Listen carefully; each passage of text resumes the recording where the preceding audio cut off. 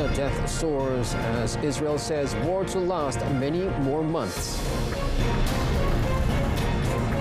World stocks at highest in over a year.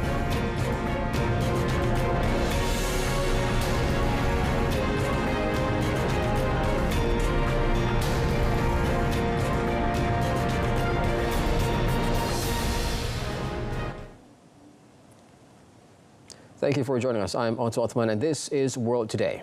The Hamas-run Gaza Strip's health ministry said Wednesday the death toll from the war with Israel now tops 21,000, with a spokeswoman or spokesman reporting 195 deaths over 24 hours. Israel again pounded Gaza with airstrikes and shelling after its military chief warned the war raging with Hamas will last many more months. Explosions lit up the sky over the southern Gaza city of Khan Yunis, a focus of heavy urban combat since the Israeli army said it had largely gained control over Gaza's north. The Gaza Health Ministry said a strike hit a house near Al-Amal Hospital in Khan Yunis, killing 22 people and wounding 34. Witnesses said heavy firefights also raged again around Gaza city in the north, while an airstrike wounded 11 people near Rafah, a far southern city crowded with internally displaced people. Gaza's spiraling humanitarian crisis has amplified calls for an end to the hostilities. Israeli Prime Minister Benjamin Netanyahu has repeatedly vowed to keep up the campaign to destroy Hamas without ever considering the repercussions on civilians caught in the crossfire. Gaza's 2.4 million people have suffered severe shortages of water, food, fuel and medicines, with only limited aid entering the territory. The UN said an estimated 1.9 million Gazans have been displaced. An Israeli strike in South Lebanon killed a Hezbollah fighter, the group said Wednesday, as state media reported 2 of his relatives were also killed, and the Iran-backed movement launched rockets in retaliation. The border between Lebanon and Israel has seen escalating exchanges of fire, mainly between the Israeli army and Hamas ally Hezbollah, since the Israel-Hamas war began, raising fears of a border conflagration. Lebanon's national news agency, NNA, said enemy warplanes raided at 2200 GMT, a house in the center of the town of Bint Jbeil, around 2 kilometers from the border, killing a man, his brother and his wife. The NNA identified the dead as Ali Bazi, his brother Ibrahim and his wife Sharouk Hamad, and said another family member was wounded. The Hezbollah later announced that Ali Bazi was one of its fighters. Hezbollah later Wednesday said it launched a barrage of 30 Katyusha rockets towards Kiryat Shimona in northern Israel in response to the enemy's repeated crimes and its targeting of civilian houses in Bint Jbeil. Since the cross-border hostilities began, more than 150 people have been killed on the Lebanese side, most of them Hezbollah combatants, but also more than 20 civilians, 3 of them journalists. On the Israeli side, at least 4 civilians and 9 soldiers have been killed. U.S. Secretary of State Antony Blinken opened talks Wednesday in Mexico in hopes of tackling surging migration, which has become a major political headache for President Joe Biden as he enters an election year. The unusual Christmas week trip by the top American diplomat was abruptly scheduled as the rival Republican Party presses Biden to crack down on migration as a condition for providing the votes in Congress for one of his key priorities, support for Ukraine. Mexican President Andrés Manuel López Obrador, who spoke to Biden by telephone, opened the closed-door meeting with small talk about the city's notorious traffic with Blinken and the rest of the high-level U.S. delegation. Speaking to reporters earlier, López Obrador said Mexico was helping a lot on addressing migration. Around 10,000 people without authorization are trying to cross the southern U.S. border each day, nearly double the number before the pandemic, with a new caravan of hundreds, if not thousands of people heading by foot since the past weekend. U.S. border authorities have been so overwhelmed that they have suspended several legal crossings to focus on processing undocumented migrants. Russian President Vladimir Putin yesterday held a meeting at the Kremlin with visiting Indian Foreign Minister Subrahmanyam Jaishankar. Putin said that Indian-Russian trade is growing and invited Indian Prime Minister Narendra Modi to visit Moscow next year. Russian Foreign Minister Sergei Lavrov said Russia and India had made tangible progress in talks on plans to jointly produce military equipment. India has become one of Russia's core economic partners since the West in 2022 imposed sweeping sanctions on Moscow over the war in Ukraine. Russia has diverted much of its oil exports to India and stepped up diplomacy within the BRICS group of nations, a grouping of which both countries are founding members. Russia has redirected its oil exports from Europe to China and India, almost 2 years after Moscow was hit by Western sanctions over the Ukraine conflict. India has been able to snap up discounted crude from Russia before refining it and selling it to European customers. While these sales are legal, critics say they amount to a backdoor route for Russian oil and undermine the impact of the sanctions. North Korean leader Kim Jong-un has ordered its military, the munitions industry and the nuclear weapons sector to accelerate war preparations to counter what he called unprecedented confrontational moves by the United States. North Korean state-run broadcaster KRT reported on Thursday that Kim also said Pyongyang would expand strategic cooperation with anti-imperialist independent countries while speaking on the policy directions for the new year at a key meeting of the country's ruling party on Wednesday.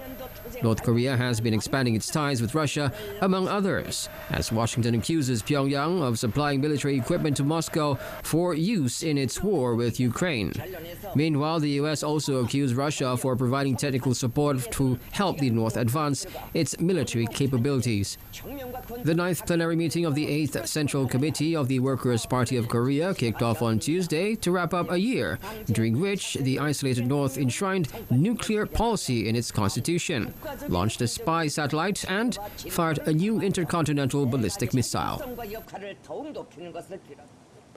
Several people were wounded in Democratic Republic of Congo's capital yesterday as riot police forcibly dispersed a banned protest by the opposition, who are calling for a rerun of last week's chaotic national elections. The disputed vote threatens to further destabilize poverty-stricken Congo, which is already grappling with a security crisis in the east that has hampered development in the world's top producer of cobalt and other industrial minerals and metals. Police surrounded the headquarters of Martin Fayulu, one of 5 of President Felix Tshisekedi's challengers who had called on their support to march in Kinshasa on Wednesday against the presidential and legislative poll, which they say was fraudulent and should be annulled. Tshisekedi's administration has dismissed the claims. Now, according to witnesses, police fired tear gas and threw rocks at people outside and inside the headquarters who were also throwing rocks.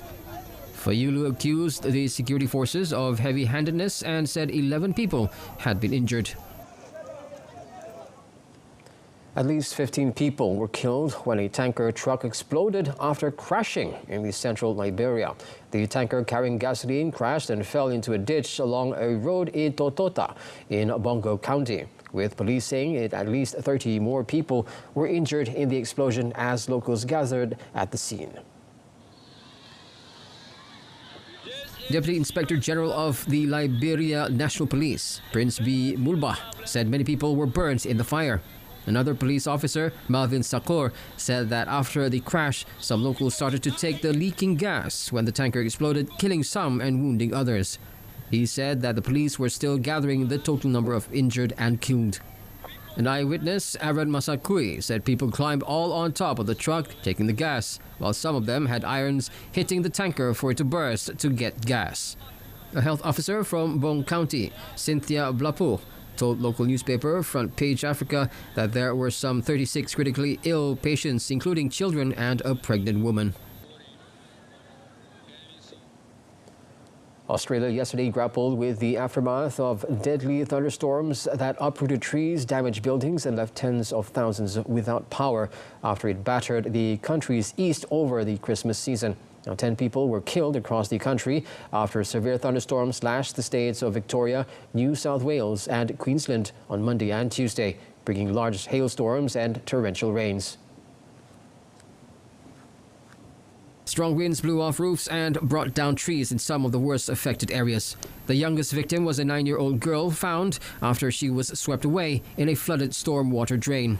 Australia's Bureau of Meteorology warned of a severe thunderstorm passing over Sydney on Wednesday evening, but forecast the heavy rainfall to ease on Thursday. The Government Weather Bureau has warned that coastal regions in Queensland were still at risk of dangerous storms, life-threatening floods, giant hail and damaging winds.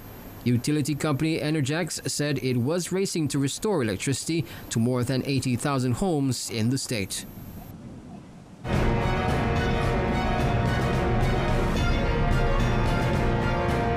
Coming up next, Argentina's protests, economic reforms. Stay tuned.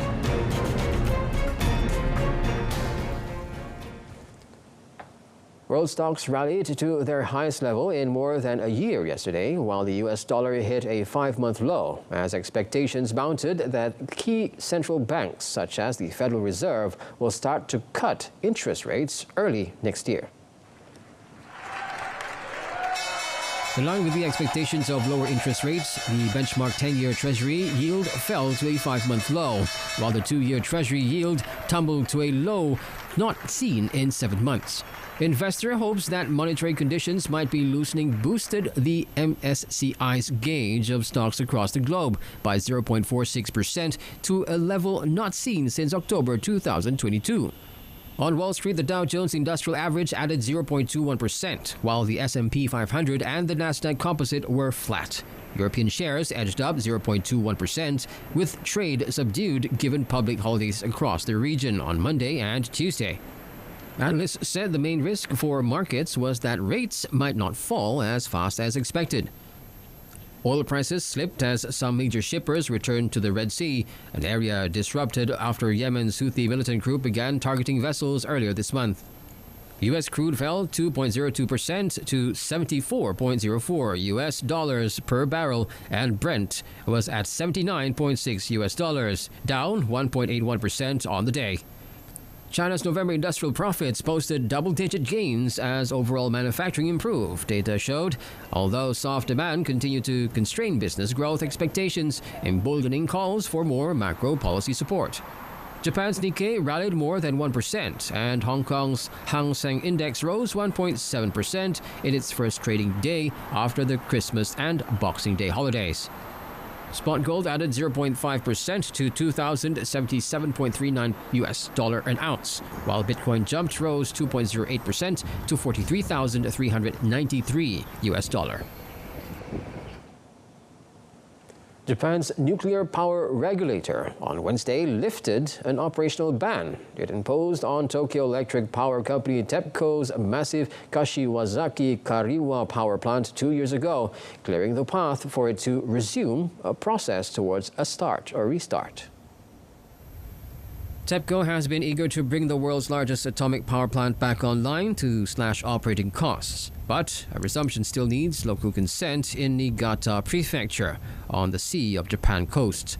With a capacity of 8,212 megawatts, the plant has been offline since around 2011, when the Fukushima disaster prompted the eventual shutdown of all nuclear power plants in Japan at the time. In 2021, the Nuclear Regulation Authority, or NRA, barred TEPCO from operating Kashiwazaki Kariwa, its only operable atomic power station, due to safety breaches including the failure to protect nuclear materials and missteps that saw an unauthorized staff member accessing sensitive areas of the plant.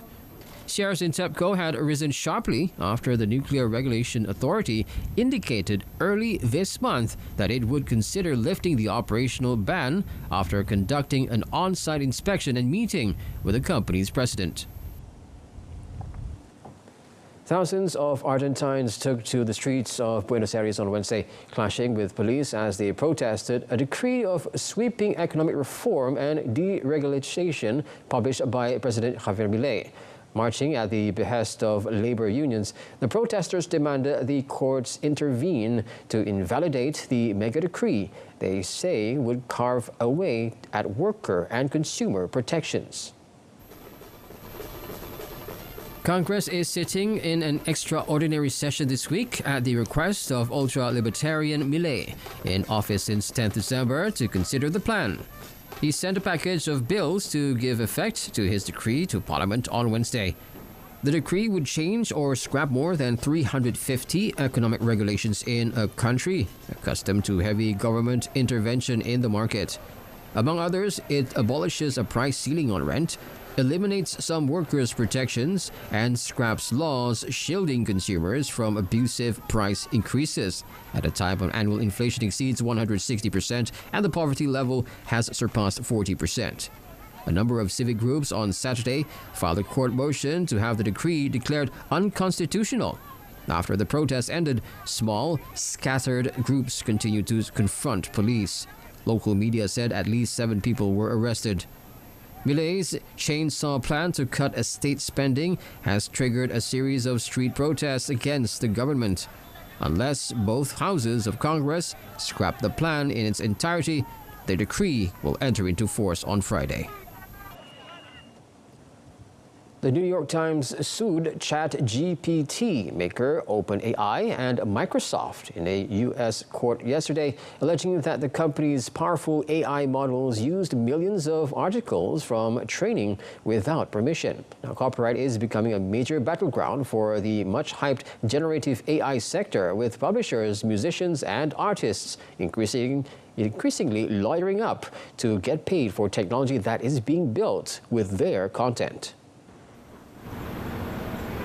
With the suit, the New York Times also chose the more confrontational response to the sudden rise of AI chatbots, in contrast to other media groups such as German's Axel Springer or the Associated Press that have entered content deals with OpenAI. The Times, one of the most respected news organizations in the United States, is seeking damages as well as an order that the companies stop using its content for the training of AI models and destroy data already harvested. While no sum is specifically requested, The Times alleges that the infringement could have cost billions of dollars in statutory and actual damages. Microsoft, the world's second biggest company by market capitalization, is a major investor in OpenAI and swiftly implemented the powers of AI in its own products after the release of ChatGPT last year. The AI models that power ChatGPT and Microsoft's Copilot, formerly Bing, were trained for years on content available on the internet under the assumption that it was fair to be used without compensation. Now, the Eiffel Tower, one of the world's top tourist attractions, was closed Wednesday after staff went on strike. The one-day stoppage on the 100th anniversary of the death of engineer Gustav Eiffel, who built the tower, was to protest against the current way it is managed. The CGT union said management was running the Eiffel Tower according to a business model that was too ambitious and unstable, and that it said was based on an inflated estimate of future visitor numbers while underestimating construction costs. During the COVID pandemic, numbers dropped sharply due to closures and travel restrictions, but recovered to 5.9 million in 2022. The CGT said the tower's management was basing its future budget on 7.4 million annual visitors, although this level has never been reached. The Eiffel Tower, Paris' most famous landmark, attracts nearly 7 million visitors a year, around three-quarters of them foreigners. Eiffel died on December 27, 1923, at the age of 91. While he will always be remembered mostly for his eponymous tower, he designed hundreds of other landmarks around the globe. He created his reputation as a builder of railway bridges, but also used his metal wizardry to build the past railway station in Hungary, lighthouses in Finland and Madagascar, the structure of the Saigon Central Post Office in Ho Chi Minh City, and the iron framework of the Statue of Liberty in New York. Wolfgang Schäuble, Germany's hardline finance minister who became the face of Berlin-imposed austerity in Greece during the Eurozone debt crisis, has died aged 81. He served as a member of the German parliament for over half a century, having one of Germany's longest political careers in which he helped secure his country's place at the heart of Europe. Schäuble spent much of his career devoted to reunifying his country. During the Eurozone debt crisis, he insisted that EU countries adhere to Europe's budget rules. In 2017, he urged debt-wrecked Greece to stop blaming others for its financial woes and stick to a reform agenda instead of relying on debt relief, which made him a popular hate figure among Greeks. In 2015, Schäuble also openly clashed with his Greek counterpart Yanis Varoufakis. After blunt talks in Berlin, Schäuble said he had told Varoufakis it was not realistic to make electoral promises that burdened other countries and that they had agreed to disagree. Schäuble died peacefully late Tuesday, a spokesperson for the center-right Christian Democrats said on Wednesday. He had been a member of the CDU since 1965 and a member of parliament since 1972. Schäuble used a wheelchair since 1990 after being shot 3 times at an election campaign event a few days after German reunification.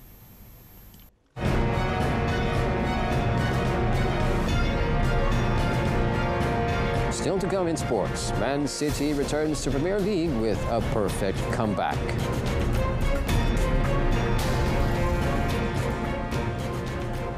We begin with the updates on the English Premier League. Manchester City came from behind to beat Everton 3-1 on their return from the Club World Cup yesterday and moved 5 points behind leaders Liverpool. City came into the match against Everton on a high after winning the Club World Cup last week, their 5th trophy during an extraordinary 2023. Pep Guardiola's men, chasing an unprecedented 4th consecutive English top-flight title, were in deep trouble when trailing 1-0 at Goodison Park courtesy of a first-half strike from former City player Jack Harrison. But Phil Foden fizzed a shot past Jordan Pickford in the 53rd minute, and Julian Alvarez put the visitors ahead from the penalty spot. Bernardo Silva capped a brilliant second-half performance for the champions, taking advantage of an error from Pickford in the closing minutes to lift the ball over the Everton goalkeeper. City, who had won just one of their previous 6 league games, have a game in hand over Jurgen Klopp's Liverpool, who are 2 points clear of second-place Arsenal in an action against West Ham earlier tomorrow morning. Meanwhile, Noni Madueke snatched a 2-1 win for Chelsea, scoring a late winner from the penalty spot against Crystal Palace to offer the Blues some cheer towards the end of the terrible 2023. Chelsea dominated the first half and created several openings despite missing suspended attacking pair Raheem Sterling and Cole Palmer. Both booked in errors, strewn defeat by Wolves on Christmas Eve. Mauricio Pochettino's side bogged down in mid-table, took an early lead through Mykhailo Mudryk, and Michael Olise begged the hosts back at the Stamford Bridge. Madueke won and converted the 89th minute penalty to claim victory for stuttering Chelsea after 3 losses in their previous 4 top-flight matches. Chelsea owner Todd Bowley has spent lavishly across the past 3 transfers windows, but the Blues have suffered 19 league defeats in the calendar year. Defeat leaves Palace dangling 3 points above the relegation zone and coach Roy Hodgson under pressure. Arsenal manager Mikel Arteta has said Arsenal are ready to enter the January transfer market, should their squad remain as exposed in recent times. The Gunners are without 5 players for their next match at home to West Ham, to match where victory for Arsenal will see them regain top spot in the Premier League from Liverpool. Thomas Partey, Julian Timber, Fabio Vieira and Takehiro Tomiyasu are still all sidelined. However, while Arsenal's Kai Havertz is banned following 5 yellow cards so far this season. Arsenal spent more than £200 million recruiting new players to the Emirates ahead of the current campaign, including their £105 million club record signing of Declan Rice from the Hammers.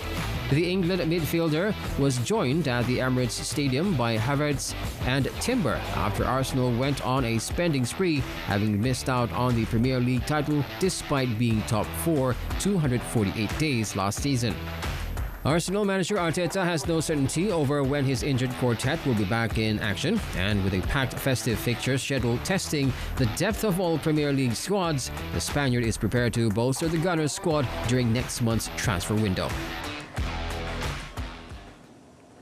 Erik ten Hag says the return of key players will bolster Manchester United's consistency as they plot to build on Tuesday's dramatic 3-2 comeback win over Aston Villa at Old Trafford.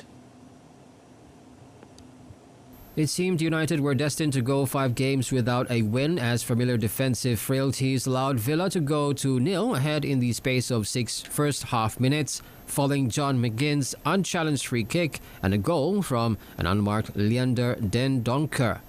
United, however, staged an impressive rally in the second half, with Alejandro Garnacho scoring twice before a long-awaited first Premier League goal from Rasmus Højlund secured a win that lifted the club into 6th place 2 days after Jim Ratcliffe's upcoming investment in the Red Devils was announced.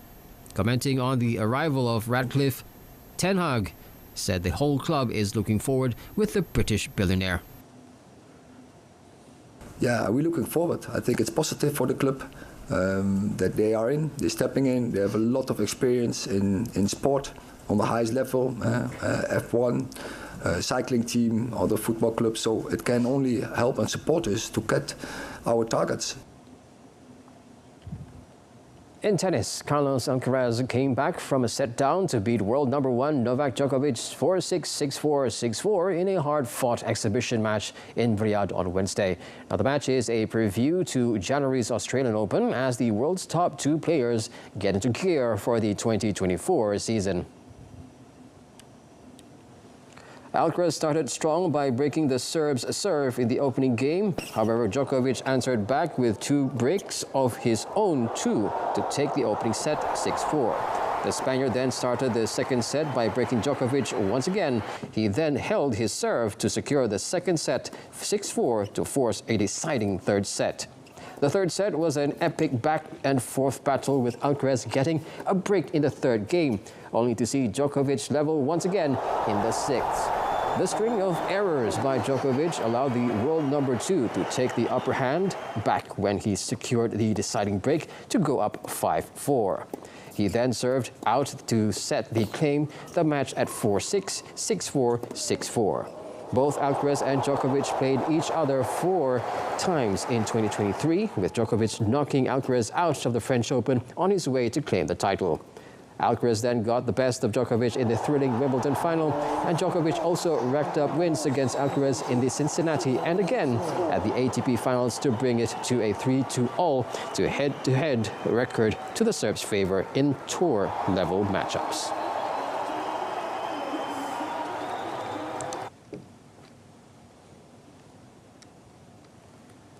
Well, that ends our bulletin today. And with that, wrap up with a recap of our top story. Gaza death soars as Israel says war to last many more months. Now, tune into Malaysia Tonight coming up at 8:30 p.m. on TV1 and saluran Berita RTM. From the river to the sea, Palestine will be free. I'm Otto Othman, Malaysia Madani, tekad perpaduan, penuhi harapan.